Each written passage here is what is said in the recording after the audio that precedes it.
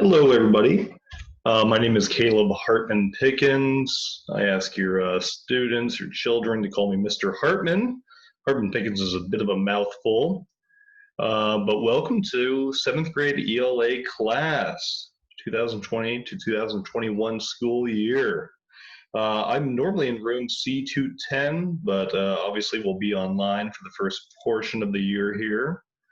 I am originally from Montana. I moved down here about 15 months ago now. I first moved to Sunnyvale, California, and then quickly moved to Pacifica. I graduated from the University of Montana, the class of 2019. I received my bachelor's in English, and I have a concentration in secondary English teaching, so I'm in the right place here at Cunha. It's my second year teaching, and I love it. Here's a picture of Missoula. It's actually the location of where a river runs through it.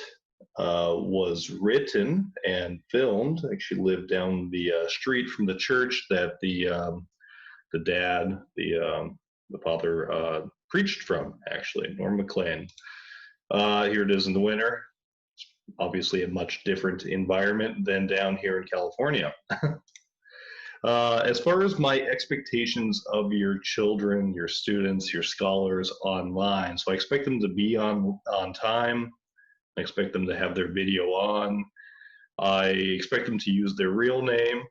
I expect them to stay on mute until I direct them otherwise, asking questions, or if they are in a discussion with their classmates. I asked them to wear appropriate clothing. Obviously, the clothing standards are a little bit different than if we were in school. In school, hats would never be okay. It's a safety issue, but at home on Zoom, I think they should be comfortable, but obviously not wearing anything inappropriate. Their Google icons must be school appropriate. Many students do not have in the past an appropriate icon, and hopefully all students do this year because it's such an integral part of their online identity. I asked my students to raise their hands. They can do this on camera, or they can also use the part of the program on Zoom that actually allows them to raise their hand within the app of Zoom. Basically, it's like a function. There's some directions there for all sorts of devices too for how to do that. I do not want them to use backgrounds. It's actually a school rule. I want them to use their school Gmail account as well. Our Cabrillo email addresses on Google Mail tie into so many of the websites that we use all the time in this class. So I definitely want to make sure that they are using those as well. And then I want them to be distraction-free as best as they can. Obviously, we are online, right, and at home, and we can't always control our environments at home. Everybody has a little bit of different thing going on, but as best as we can, let's try to limit our distractions for our kids. As far as when we're back in the classroom, I have expectations as well. Be present, be prompt, be prepared, be polite, be productive, be positive, be proactive. Okay, these are all the expectations I have of kids every day, just to make sure that they are as best as they can be. Be yourself, be considerate, be thoughtful, be malleable. This is one that I really like to focus on, being malleable.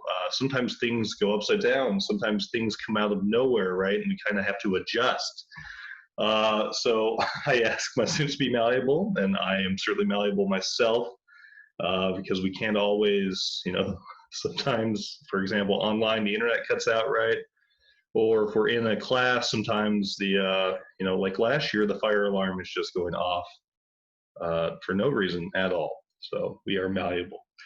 Be here, be honest, and be your best.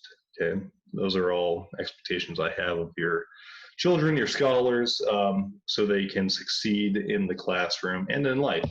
Okay.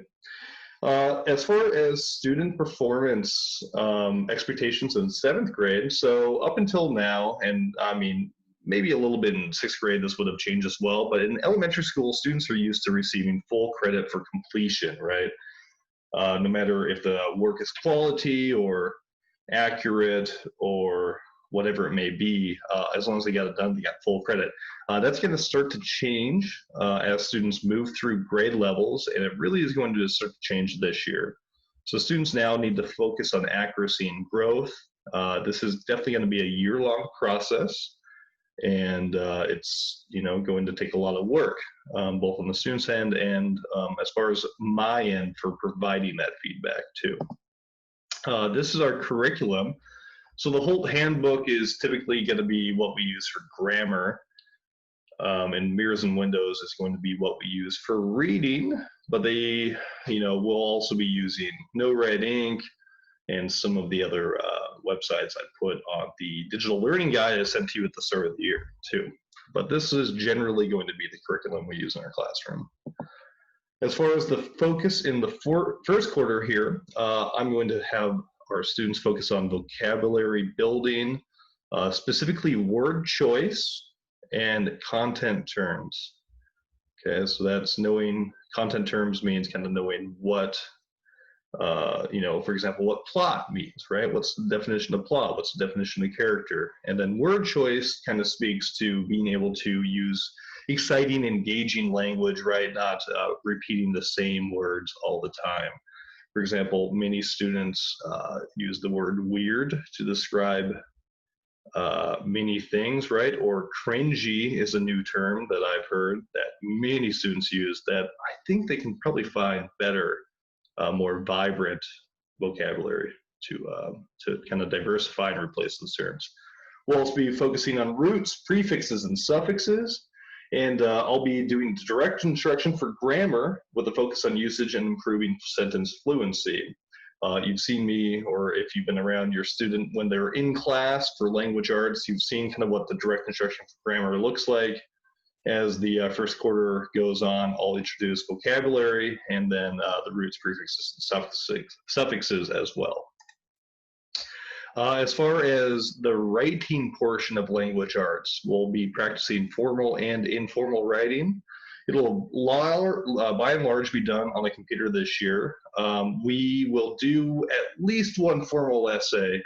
Kind of depends on a couple factors, with such a kind of non-traditional school year, a lot of the lesson plans and lesson units that we would normally be doing in class are going to have to be changed. So formal essays are going to be done.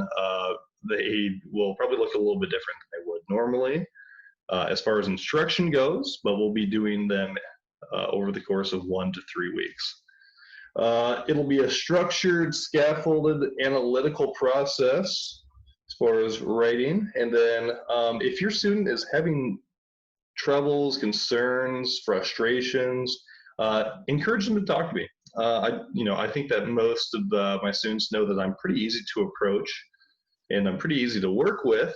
But definitely, if your child at home is saying that they just don't get it right, or they're just so overwhelmed, please encourage them to talk to me. That's all I ask. As far as grading, so normally in a normal school year, in a traditional school year, each grade would be weighted. So you would have writing assignments that would be weighted to make up 30% of the grade, grammar, spelling, vocabulary, assessments, and projects that would be weighted to make up 30% of the grade, etc. Right? I'm not going to use weighting this year. Basically, I'm going to weight each individual assignment on, the amount of time it takes, the complexity of it, and so the weighting will add up to these percentages this year, but they won't be technically weighted. But basically, at the end of the year, each student will have spent 30% of their time doing writing assignments, 30% of the time doing grammar, spelling, vocabulary, assessments, and projects, 20% of their time doing grammar, spelling, and vocabulary work, and another 20% of the time just kind of doing the day-to-day activities in class. Okay, so it'll work out to be exactly the same, but as far as our purposes this year, as far as using Google Classroom and School Loop as a combined learning management system, weighting just doesn't quite work. So I'll be kind of self-weighting, I guess, is a way to say it. As far as reading goes, the second class, so we just went through language arts, right? Now we're going into reading. In the first quarter, I'm going to help our students develop regular reading habits. I will be having them do independent reading. They'll be responsible for doing a reading log weekly. What that will look like, instead of kind of like a actual paper log, I'll be using some sort of Google form to help students keep track of their reading.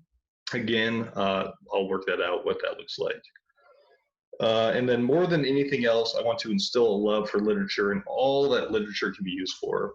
Reading is my favorite part of the class, and I hope it's most students' favorite part as well. I think that literature is just so beautiful, how you can, kind of talk about those subjects that are so hard to kind of, encapsulate normally, but the power of a story is that it can shed light on so many different things so easily, and really provides a platform for discussion too, right? Same thing for grading. So this would normally be weighted, but instead this year I'll be kind of allocating points for each assignment that will roughly equate to these different weighted categories here. So 40% of a student's time is going to be doing literature assignments. So these are done in connection with the Mirrors and Windows textbook. The novels we'll be reading, or reading guide questions, graphic organizers, and other projects. Students will spend 30% of their time doing literature assessment. Okay. These are the assignments, quizzes, and tests that accompany each story and novel. 15% of their time will be doing that independent reading, and then 15% of their time will be doing the day-to-day activities. As far as novels go, we will read them in class with audio and then my own oration as well. Actually, I try to prepare for every assignment a video, technically is what it is, but the video has the text that we are reading on screen as well as the audio of the text able to be heard as well. So it kind of hopefully helps students, if they don't want to read it themselves, they can listen to it, they can listen and read, or they can just read it as well if they want to keep it on mute and everybody has access to it. But hopefully all of my students, all of your children have already checked out a textbook from the library. Much of our time is discussing what we have just read. This is kind of the piece I'm talking about with literature, right? The discussion that accompanies a good story, a good book, a good, whatever it may be, a good article, is really the most beautiful part, I think, of reading for me, is talking about it, sharing your thoughts, sharing your feelings, sharing your ideas, your theories, etc. I think is really important to me. And then we'll be doing reading questions. We'll be using graphic organizers and other handouts to help direct student reading, enhance their comprehension, and kind of provide a starting point for small group and whole class discussions. The first novel that we'll be reading this year is called The Outsiders by S.E. Hinton, set in 1965 in Tulsa, Oklahoma. It kind of speaks to the themes of society, of class, of education. They'll learn about stereotypes, cliques, as well as about the time period in which the novel takes place, kind of the setting of the novel. We'll also be reading The Giver by Lois Lowry.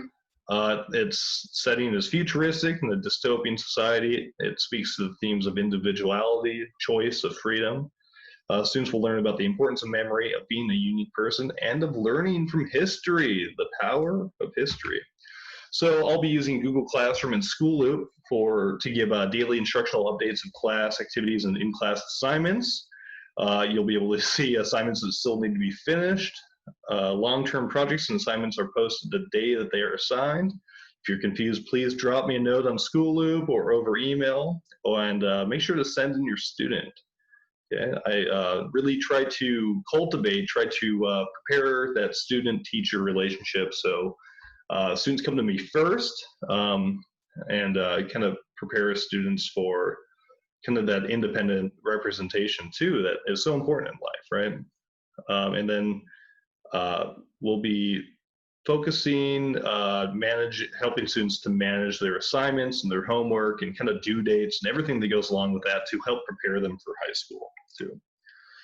As far as missing assignments and poor performance, students are accountable for missed assignments.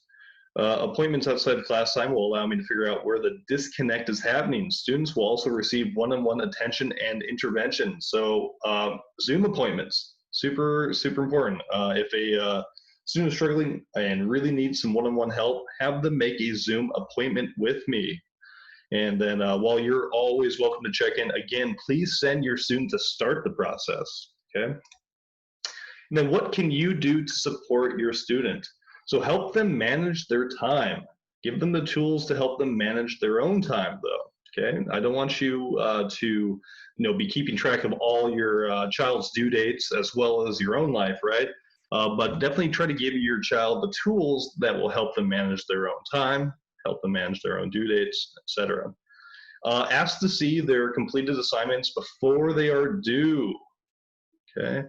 Especially for the larger projects and essays, that is pretty important. But also, it keeps you involved in what they're learning and what their life is like, and I think that's very important. We see that students who have, a high level of parent involvement are more successful. Check Google Classroom for returned and graded work, and ask questions of your scholar. Let them struggle.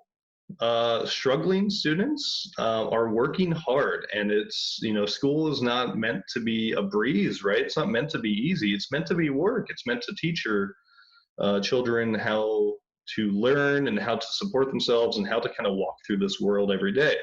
And struggling is a part of that. And but challenge is the key there. Being overwhelmed is not the key. That's kind of a concern. So while struggling, denotes that they're being challenged, right? If they're overwhelmed, then I would love to be able to talk to them to help them out. And always put the student-teacher relationship first. Remember that our instructional year will become progressively more challenging as it goes on. I'm definitely going to ease students into this, especially with the unique nature of this year and how different than it's ever been for kids to learn and for me to teach. I will be scaffolding. I will be adding more complexity as the year goes on, and it will be more challenging for students to go on, but that will just prepare them for 8th grade. And then please make sure to share your concerns with me as soon as you have them. That's super important. If you have something that you need to talk to me about, you need me to clarify, you're concerned about, etc., please share them with me ASAP. And that brings us to the end. If there are any questions, I'm available over email, over School Loop messaging. I have added everybody as guardians, so please accept the Google Guardian invitation so you can see what your student is being assigned, what's due when, and what the grades are that your children are getting. Thank you so much for watching this today. I hope you have an excellent rest of your day or night or whenever you're watching this, and hopefully we'll all get to see each other in person soon. Okay, all right, have a good one.